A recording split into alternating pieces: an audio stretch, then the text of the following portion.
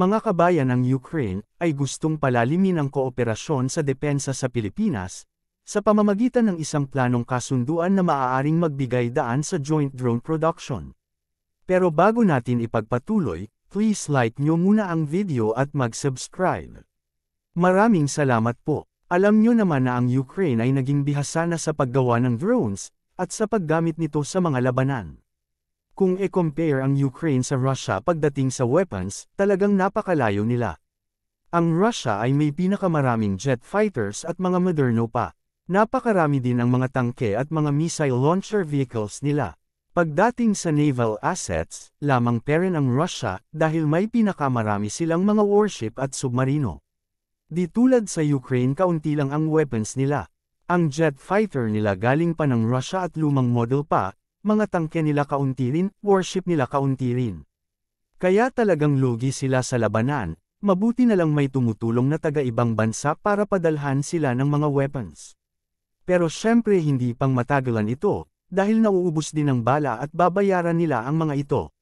Kaya marami talagang kakulangan ng Ukraine pagdating sa weapons, para matapatan ang lakas ng Russia. Gumamit ang Ukraine ng mga drones para mapunuan ang kakulangan nila sa mga weapons. At naging epektibo naman ito sa laban, dahil naging sakit ito sa ulo ng taga-Russia. Tapos makakatipid pa ang Ukraine, dahil ang drones mas mura at mas epektibo pa, dahil hindi ito nadedetect ng mga lumang radar, dahil sa maliit lang ito. Dahil ang drone ay naging epektibo sa laban, ang Ukraine ay gumawa na ng iba't ibang uri ng drone, para sa iba't ibang uri ng missions, at ang bago nila ay ang surface drone na Megira V7. Ito ay isang unmanned surface vessel, at isang multi-purpose Ukrainian naval drones, na nakakuha ng international recognition for being the first in military history, to successfully shoot down 2 Russian Su-30 fighters jet in May 2025, using AIM-9X air-to-air missiles. Ang drone na ito ay makadala ng dalawang AIM-9X Sidewinder, and the drone's body rotates to aim the missiles horizontally. Habang ang missile's internal infrared seeker ang responsible sa vertical targeting. Once na ang missile na ito ay na-launch, may kakayahan na itong mag-lock on sa mga target na gustong patamaan. Ang advanced drone na ito ay kayang makapag-neutralize ng high-value target, mapadagat man or nasa himpapawid. Ito ay pwede kabitan ng machine gun or 650 kilograms na payload para gawing suicide drone. Ito ay may maximum speed na at least 39 knots or mahigit 72 kilometers per hour, at may range na approximately 1,500 kilometers. Kaya nito mag-operate sa mga contested electronic warfare environments, dahil ito ay mayroong counter-jamming capabilities. Kaya naging successful ito sa kanyang mission dahil hindi ito naaapektuhan ng mga jamming device ng Russia. Kaya rin ito mag-operate ng 48 hours sa dagat, and 7 days pag nilagyan na ng generator. Pwede din ito sa maaalan na dagat, dahil nakadesign ito sa sea conditions with up to 3 meters wave. Kaya bagay talaga ito sa Pilipinas lalo na sa West Philippine Sea.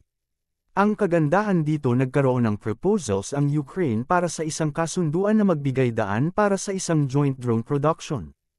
Ito ay sinabi ni Ukrainian Ambassador sa Pilipinas na si Yulia Fedov noong nakaraang weekend na ang parehong bansa ay nagtatrabaho tungo sa paglagda ng isang Memorandum of Understanding or MOU sa kooperasyon sa depensa bago ang Oktubre. Sinabi rin niya sa isang forum na inorganisa ng Chamber of Commerce of the Philippine Islands. If we sign the MOU this October, then we can move forward with co-production. Ayon pa rin sa kanya, ang isang draft ng kasunduan ay naisumat na sa Philippine Department of National Defense at hinihintay na lang ang feedback. Kaya sana matuloy ang kasunduang ito, dahil malaking tulong ito sa Pilipinas. Makakuha pa ang Pilipinas ng idea kung paano gumamit ng mga drones na maging epektibo sa laban. At posibleng may turo din nila kung paano gumawa ng Megira V7, dahil ito talaga ang kailangan ng Pilipinas. Napakagandang gamitin ang drone na ito sa West Philippine Sea, bilang pangdepensa sa mga warship at jet fighters ng kalaban. Hindi lang yan, malaking tulong din ito para makagawa tayo ng sarili nating mga drones. Kaya sana matuloy ito, kaya abangan na lang natin. Yun lang mga kabayan, maraming salamat sa time ninyo.